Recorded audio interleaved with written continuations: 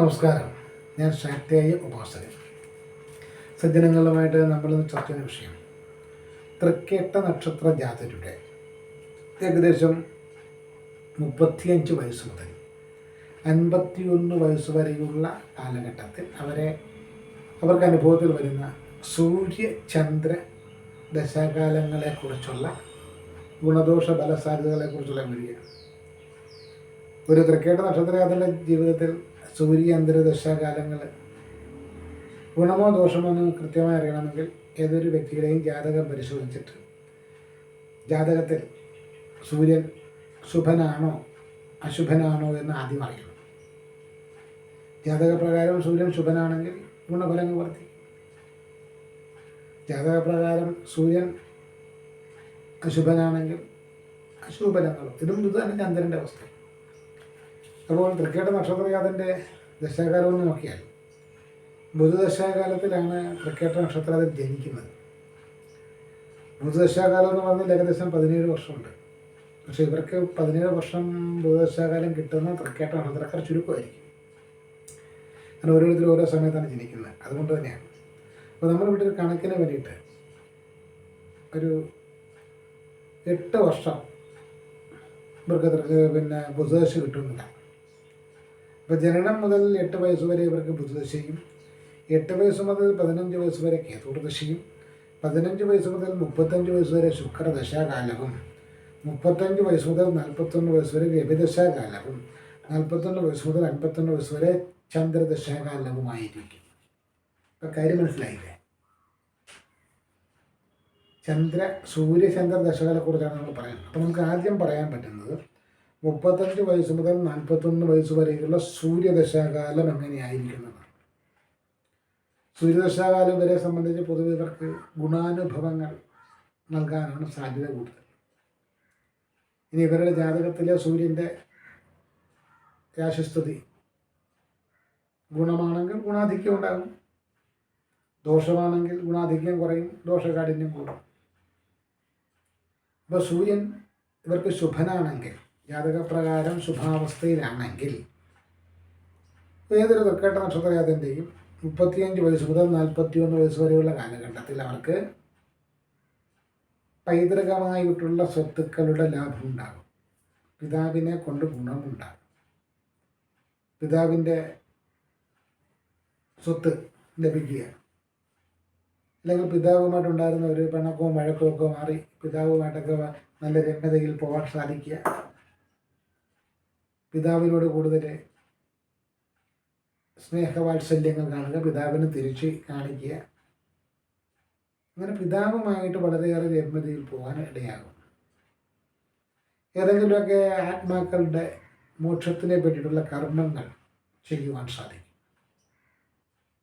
അസ്ഥി സംബന്ധമായിട്ടുള്ള വൈകല്യങ്ങൾ പൂർണ്ണമായിട്ടും നീക്കാൻ സാധിക്കും. കുടുംബപരമായിട്ട് വീടൊന്ന് പൊളിച്ച് പണിത് വെക്കുകയോ പുതിയ വീട് വയ്ക്കുകയോ ഒക്കെ ചെയ്തേക്കാം. പുതിയ വാഹനം വാങ്ങാനുള്ള ആഗ്രഹങ്ങളൊക്കെ ഏകദേശം സഫലീകൃതമാകും. സർക്കാർ സംബന്ധമായിട്ടുള്ള ഏതെങ്കിലും ഒരു കരാർ പണിയിലെങ്കിലും ചെന്ന് ചേരാൻ സാധിക്കും. കുടുംബത്തിലെ ഒരു നേതൃസ്ഥാനം ഏറ്റെടുത്തുകൊണ്ട് പല മംഗളകർമ്മങ്ങളും നല്ല കാര്യങ്ങളൊക്കെ നടത്തി മാറ്റിയെടുക്കുവാനുള്ള പരിശ്രമങ്ങൾ ഏകദേശം വിജയിക്കുവാനുള്ള സാധ്യതയുണ്ട്. എല്ലാ മേഖലയിൽ നിന്നും ഒരു സഹകരണം പ്രതീക്ഷിച്ചുകൊണ്ട് ചെയ്യുന്ന കാര്യങ്ങളൊക്കെ ഒരു നേതൃപദവിയിൽ കൈവരികയും അതിലൂടെ തന്നെ ഒരു സ്ഥാനമാനങ്ങളിലേക്ക് ചെന്നെത്താൻ പറ്റുന്ന തരത്തിലേക്ക് കാര്യങ്ങളെ കൊണ്ട് വകമാറ്റി എടുക്കുവാനും സാധിക്കും. ഇതാണ് പ്രധാനമായിട്ടും പറയേണ്ടത്. വനപർവ്വത പ്രദേശങ്ങളിലൂടെയുള്ള യാത്രകൾ കൊണ്ടുള്ള നേട്ടങ്ങൾ, ആനക്കൊമ്പ്, പുലിനഖം അതുപോലെയുള്ള വിശിഷ്ട വസ്തുക്കൾ, തീർത്ത കരകൗശല വസ്തുക്കളുടെ ലഭ്യത, ഹൃദയരോഗമൊക്കെ ഉണ്ടെങ്കിൽ അതൊക്കെ ഓപ്പറേഷനൊക്കെ ചെയ്ത് വളരെ വിജയകരമായിട്ട് തീർക്കാൻ സാധിക്കും. വളരെയേറെ ഗുണകരം, വളരെയേറെ ശുഭകരം. ഏതെങ്കിലുമൊക്കെ ഗവേഷണ പദ്ധതികളിലൊക്കെ ഉൾപ്പെട്ടിട്ടുണ്ടെങ്കിൽ അവയിലൊക്കെ വിജയിക്കാൻ സാധിക്കുക. ചുരുക്കത്തിൽ സൂര്യദശാകാലം എന്ന് പറയുന്നത് സൂര്യൻ ശുഭനാണെങ്കിൽ കാർഷിക അഭിവൃദ്ധി മുതൽ കാർഷിക മേഖലയിൽ അഭിവൃദ്ധി, കൃഷി വകുപ്പിൽ ജോലി കിട്ടുക, റവന്യൂ വകുപ്പ് ജോലി കിട്ടുക പോലെയുള്ള നേട്ടങ്ങൾ മുതൽ ആരോഗ്യപുഷ്ടി വരെ പ്രതീക്ഷിക്കാം. ആരോഗ്യപുഷ്ടി വരെ നമുക്ക് 100% പ്രതീക്ഷിക്കാം. ഇതാണ് സൂര്യൻ ബലവാനാണെങ്കിൽ. ചുരുക്കി പറയുകയാണ് കേട്ടോ, ഇതൊന്നുമല്ല, വിശദീകരിക്കാൻ ഒരുപാടുണ്ട്, അത് പിന്നാലെയുള്ള വീഡിയോ വരുന്നതാണ്. അപ്പം തൃക്കേട്ട നക്ഷത്ര ജാതരായിട്ടുള്ള ആളുകൾക്ക് ഏകദേശം 35 വയസ്സ് മുതൽ 41 വയസ്സ് വരെയുള്ള കാലഘട്ടത്തിലെ സൂര്യദശാകാലം അനുകൂലമാണെങ്കിൽ ഈ പറഞ്ഞ ഫലങ്ങളാണ്. സൂര്യൻ പ്രതികൂലമാണെങ്കിലോ, നമ്മൾ ഇതുവരെ പറഞ്ഞത് സൂര്യൻ ജാതകപ്രകാരം അനുകൂലമാണെങ്കിൽ സൂര്യദശാകാലം എങ്ങനെയായിരിക്കും. സൂര്യൻ പ്രതികൂലമാണെങ്കിലോ ഹൃദയ സംബന്ധമായ രോഗങ്ങൾക്കെതിരെ ജാഗ്രത വേണം. പിതാവുമായിട്ട് വിരോധത്തിലാവാം, അല്ലെങ്കിൽ പൈതൃക സ്വത്തുക്കൾ സംബന്ധിച്ചിട്ടുള്ള തർക്കങ്ങൾ കോടതി വ്യവഹാരങ്ങളിലൂടെ കടന്നു പോകാം. വാഹന അപകടങ്ങൾ ഉണ്ടാവാതിരിക്കാൻ ശ്രദ്ധിക്കണം. അതുപോലെ തന്നെ ചർമ്മ സംബന്ധമായിട്ടുള്ള രോഗങ്ങൾ എന്നാ പറയാം. ചർമ്മ സംബന്ധമായ രോഗങ്ങൾ എന്ന് പറയുമ്പോഴത്തേക്കും ചൊറിച്ചിൽ, അലർജി രോഗങ്ങൾ, പുഴുക്കടി മുതൽ കുഷ്ഠരോഗം വരെ ആ ഗണത്തിൽ വരുന്നതാണ്. അത്തരത്തിലുള്ള രോഗദുരിതങ്ങൾ ഉണ്ടാവാതിരിക്കാൻ ശ്രദ്ധിക്കുക. അതോടൊപ്പം തന്നെ നേത്ര സംബന്ധമായിട്ടുള്ള വൈകല്യങ്ങൾ ഉണ്ടാവാതിരിക്കുവാനുള്ള ശ്രദ്ധ വേണം. അപ്പം നേത്രം, ഹൃദയം, ചർമ്മം, ഇത്തരം കാര്യങ്ങളെ പ്രധാനമായിട്ടും സൂര്യൻ സ്വാധീനിക്കുന്നു. ഇത്തരം കാര്യങ്ങൾ കൊണ്ട് ദോഷഫലങ്ങൾ. പിതാവ്, അതുപോലെ തന്നെ ഈ എന്താ പറയുക, മോക്ഷപ്രാപ്തിക്ക് വേണ്ടി ചെയ്യുന്ന കർമ്മങ്ങളൊന്നും ഫലിക്കാതിരിക്കുക. അസ്ഥി സംബന്ധമായിട്ടുള്ള വൈകല്യങ്ങൾ ഉണ്ടാവുക. അസ്ഥിയിൽ മജ്ജയില്ല, മജ്ജ കുറഞ്ഞു പോയി, അല്ലെങ്കിൽ അസ്ഥിയിൽ മറ്റെന്തെങ്കിലും ഒരു വൈകല്യം വന്നു എന്ന് പറയുന്ന തരത്തിലേക്ക് കാര്യങ്ങൾ പോവുക. ദുഷ്കീർത്തി ഉണ്ടാവുക. രാജഭരണം നഷ്ടമാവുക. രാജഭരണം എന്ന് പറയുമ്പോഴത്തേക്ക് രാജ്യം ഭരിക്കുന്നവരെന്ന് പറയുന്നതിൽ സർക്കാർ സ്ഥാപനത്തിൽ ജോലി ചെയ്യുന്ന ക്ലാസ് 4 ജീവനക്കാരൻ മുതൽ മന്ത്രി പദവിയിൽ ഇരിക്കുന്നവർ വരെ വരും. അപ്പം രാജ്യഭരണം നഷ്ടമാവുക. സ്ഥാനമാനങ്ങൾ നഷ്ടപ്പെടുക. ഏതെങ്കിലുമൊക്കെ ചെറിയ ആർട്സ് ആൻഡ് സ്പോർട്സ് ക്ലബിൻ്റെ പ്രസിഡന്റ് സ്ഥാനത്തിരുന്നാൽ പോലും അതിൽ നിന്നും ദൂരെ പോവുക. ഇത്തരത്തിലുള്ള പ്രതികൂല ഫലങ്ങൾ വരും. കോടതി വ്യവഹാരങ്ങൾ, നിയമ നടപടികൾ, അതുപോലെ തന്നെ ഈ വനപ്രദേശങ്ങളും പർവ്വതപ്രദേശങ്ങളും യുദ്ധഭൂമികളുമൊക്കെ ആയിട്ട് ബന്ധപ്പെട്ട് സഹവസിക്കേണ്ടി വരിക, അല്ലെങ്കിൽ അവിടെയൊക്കെ ഒന്ന് വെറുതെ ആണെങ്കിലും ഒന്ന് സന്ദർശിക്കേണ്ടി വരിക. പടക്കോപ്പുകൾ, യുദ്ധക്കോപ്പുകൾ, തോക്ക്, പീരങ്കി ഇതുപോലുള്ള സാധനങ്ങളൊക്കെ ഒന്ന് കാണാനെങ്കിലും പറ്റുക. ഇങ്ങനെ പ്രതികൂലമായാൽ, സൂര്യൻ പ്രതികൂലമായാൽ ഈ പറഞ്ഞ ഫലങ്ങളെല്ലാം പ്രതീക്ഷിക്കും. ഇപ്പോൾ സൂര്യൻ അനുകൂലമായാൽ രാജയോഗ തുല്യമായ ഫലങ്ങൾ നൽകും. സൂര്യൻ പ്രതികൂലനായാൽ ഭിക്ഷക്കാരനേക്കാളും കഷ്ടതയിൽ കൊണ്ടിടും എന്ന് മനസ്സിലായല്ലോ. ഇനി ഇങ്ങനെ വന്നുകൊണ്ട് വിചാരിക്കുക.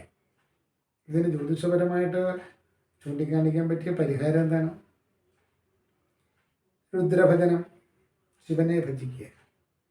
ശിവക്ഷേത്രത്തിൽ ഞായറാഴ്ച ദിവസങ്ങൾക്ക് പ്രാധാന്യം കൊടുത്തുകൊണ്ട് ദർശനം നടത്തുക.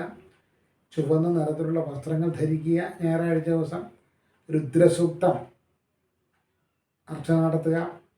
കൂവളമാല സമർപ്പിക്കുക. കൂവളത്തിൻ്റെ ഇല കൊണ്ട് അർച്ചന. രുദ്രസൂക്ത മന്ത്ര പുഷ്പാഞ്ജലി, ശിവന് ധാര. പതിവായിട്ട് ഒരു 11 ഞായറാഴ്ചയെങ്കിലും അടുപ്പിച്ച് ചെയ്യണം.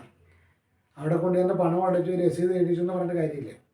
നമ്മുടെ പേര് നാളെയും ചെയ്യുന്നുണ്ട് എന്ന്. ഇനി ഒന്നും ചെയ്തില്ലെങ്കിലും ധാരയായിട്ട് സമർപ്പിക്കുന്ന ജലത്തിൽ ഒരു മഗ് ജലമെങ്കിലും നമ്മളുടെ കോരി കൊടുക്കുന്നതെങ്കിലും ഉൾപ്പെടുത്താൻ പറയണം. കാരണം പല ക്ഷേത്രങ്ങളിലും രസീത് എഴുതുന്നേ ഉള്ളൂ, കാര്യവും നടക്കാറില്ല, നമ്മൾ നേരിട്ട് കാണുന്നതല്ലേ.